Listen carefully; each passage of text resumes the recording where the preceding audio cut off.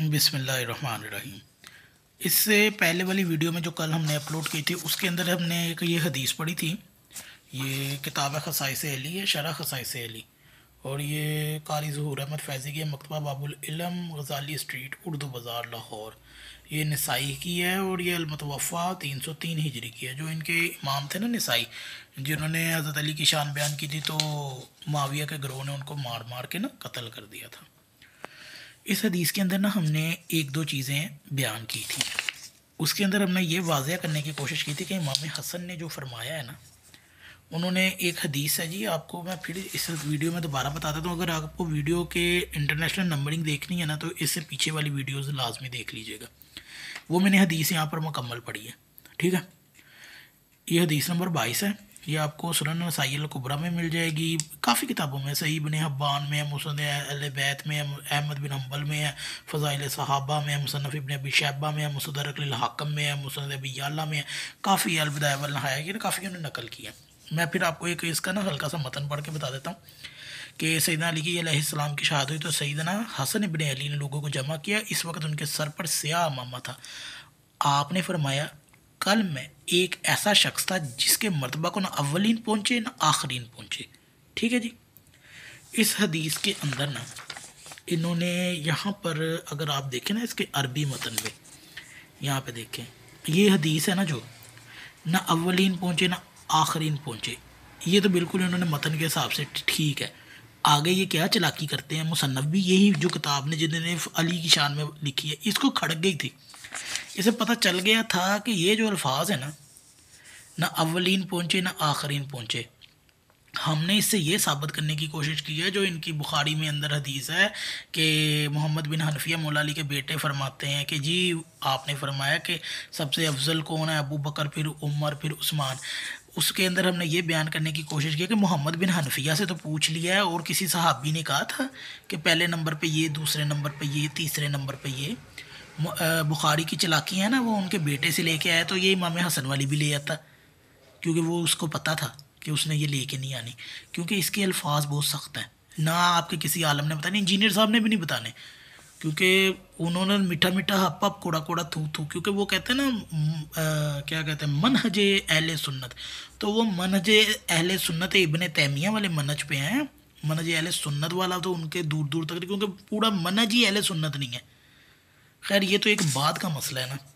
तो हमने इसमें से एक ना मौला हसन अलैहिस्सलाम की एक चीज़ बताई थी, तो उन्होंने शहादत पर क्या खुतबा दिया था, और ये हदीस भी मुकम्मल नहीं थी। हमने नीचे हैसमी का कौल नकल कर दिया था यहाँ पर, क्योंकि वो फरमाते हैं कि जी इमाम हसन मुजबा के खुतबा खिलाफत का बयान है, इसलिए हैसमी ने इसको मुकम्मल नकल करने के बाद कहा कि इमाम ने, यानी कि इस बंदे ने इस हदीस को मुकम्मल नकल नहीं किया, ये वाली। खैर, और कहा कि ये हदीस हसन है, हसन सही के दर्जों में आती है इनकी। तो इसके अंदर ना इमाम हसन ने फरमाया कि ना कोई अव्वलीन पहुंच सकता है मौला अली के मर्तबे तक, जिसके मर्तबा तक। अब ये मर्तबा का लफ्ज़ आपने याद रखना है, इसमें ये क्या ड्रामा करते हैं आपको वो दिखाएंगे। अव्वलीन न पहुँच सके ना आखरीन, इससे तो ये साबित होता है ना कि कोई अम्बिया से भी अफजल साबित हो रहा है, और अबू बकर उमर तो किसी खाते में नहीं आ रहे इनके। तो अब इस बंदे ने ना आगे इसी सफ़ा नंबर 171 पे, ये 171 पे, हाशिया 22 पे ना एक बाब बांधा है छोटा सा, यानी कि हेडिंग क्या दी है, अव्वलीन आखरीन में सैयदना अली का रुतबा। वो क्या लाते हैं, उसको ना वजाहत करनी पड़ गई। शान मुर्तज़ी में ये इरशादात सैयदना इमाम हसन मुज्तबा अलैहिस्सलाम और उनके खुतबा खिलाफत से मखूज़ हैं, जो पूरा खुतबा नहीं नकल किया, और मखूज़ हैं जी क्या अल्फाज, जो उन्होंने अपने वालिद ग्रामी मौला अली की शहादत के बाद भाई से खिलफा राशिद दिया था। यहाँ उनके खुतबा के 3 जुमलों पर गुफ्तगू है, पूरे पे नहीं है जी, सिर्फ 3 पे है।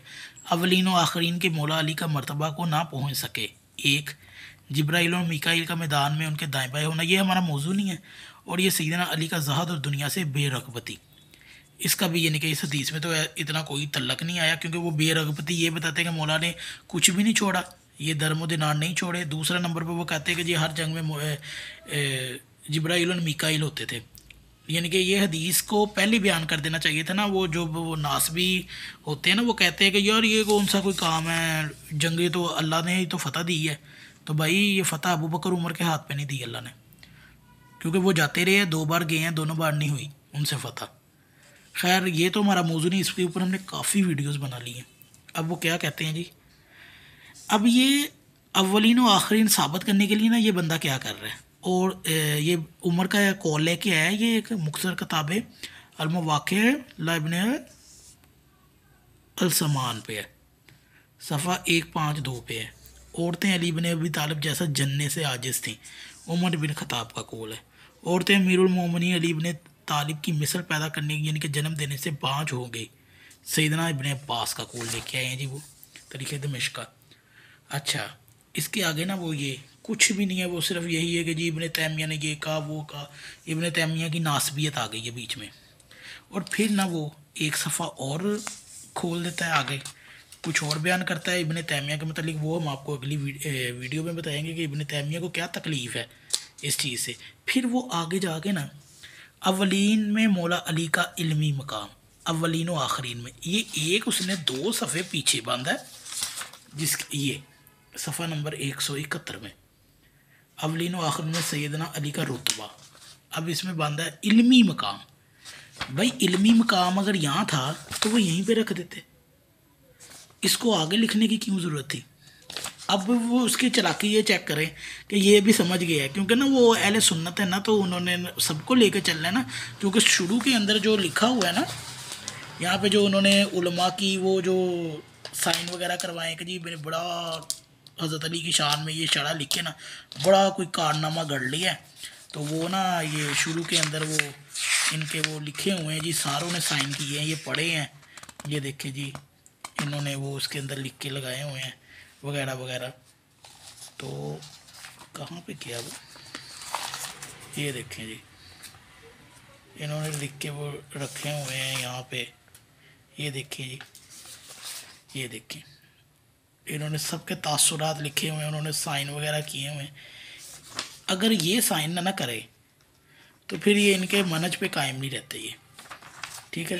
तो अब उन्होंने क्या करना है, पहले वहाँ पे डाला अव्वलीन और आखरीन में क्या रुतबा है, और रुतबे के अंदर वो साबित ना अव्वलीन और आखरीन में भी वो उमर और इब्ने अब्बास को लेके आए हैं।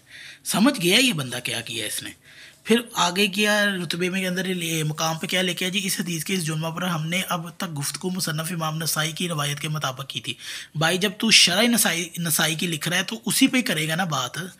इस जुमला में आगे वो क्या कहता है जी, बाज़ कुतब में ये जुमला भी इल्मी के साथ इजाफे के साथ है। वो बाज़ कुतब कौन सी हैं, वो इधर दर्ज नहीं की गई।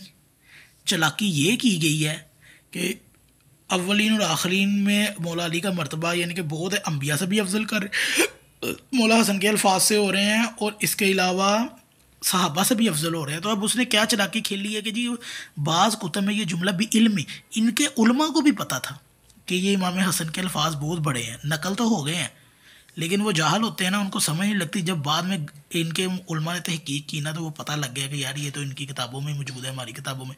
तो अब ना बाज़ उलमा ने ना उन अंदर गढ़ ली है कि बे इल्मी। अब इब्ने तैमिया वगैरह को ये हदीसें नहीं नज़र आनी, उसने नहीं ये कहना कि यार ये बे इल्मी रावी की गलती हो गई होगी या इनकी गलती हो गई होगी। इस बंदे ने भी यही किया, शरह खसाइस अली लिखी मौला अली की शान में, बीच में फिर वही मिलावट कर दी जो इनके बड़े करते आ रहे हैं।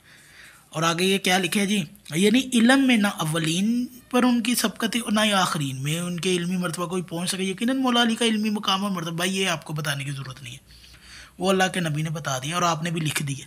अली की मुझसे वही निस्बत है जो मूसा की हारून के साथ, और लिख दिया अली बाबुल इल्म है, इल्म का दरवाज़ा है, और मोहम्मद सल्लल्लाहु अलैहि वसल्लम उसका शायर है। ठीक है, ये आपने खुद नकल कर दिया और उसके ऊपर पूरी वजाहत भी दी है। मैं मुसन्नफ़ पे हैरान हूँ कि आखिर आपको क्या 2 सफ़े छोड़कर बाद में ये लिखने की ज़रूरत पड़ गई कि यार इसमें इल्मी के अल्फाज है, वो तो आप पीछे भी हल कर सकते थे। तो ये वीडियो अगर आपको अच्छी लगे ना, तो आपने ये ज़रूर शेयर करनी है और नासबियों तक पहुँचानी है कि भाई हमने इससे पिछली वीडियो में ये साबित करने की कोशिश की थी मोहम्मद बिन हनफिया वाली हदीस पे। आपने मोहम्मद बिन हनफिया वाली हदीस को तो कोई नहीं आपको मसला, क्योंकि आपका मनज एक ना गलत जगह पर कायम है। अब उसको बचाने के लिए जो अल्फाज आते हैं ना, फिर उसमें आपके उलमा ना भी इल्मी के अल्फाज बयान करते हैं। ये कारी ज़हूर अहमद फैज़ी जैसा आलम, मुझे तो इसने नासबियों की और राफजियों का वो बड़ा इसके अंदर वो बदमाश बना हुआ है जी, मैं ये कर दूंगा। और नासबी तो भाई वो है ही दुश्मन है आपके यहाँ। तो नासबी की तारीफ भी ठीक नहीं है, नासबी शियों के दुश्मन है, खारजी अहले बैत के दुश्मन है।